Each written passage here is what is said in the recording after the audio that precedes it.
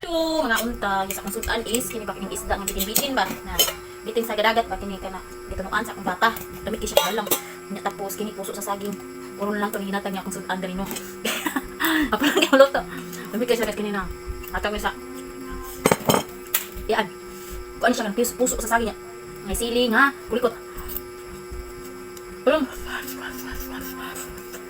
Beha. Ay, beha lang pagod.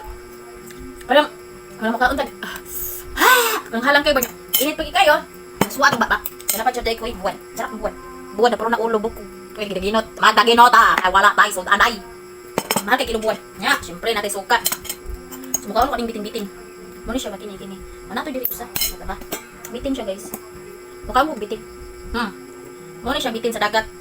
So, for short, ubod. Ubod ni siya na gitunuan siya. Hindi siya, dami kaya siya tunuan. Di nga unta, kita ka. Ungit, busog na. Napasong, ano ang pagkitang, ingit ka. Patagi mo na sa kagutom ba? Bakit pati sa, kuan, mainit ba o dili, mahalang ba dili, basta kaon. Sudan tinayon, pinagin na suka.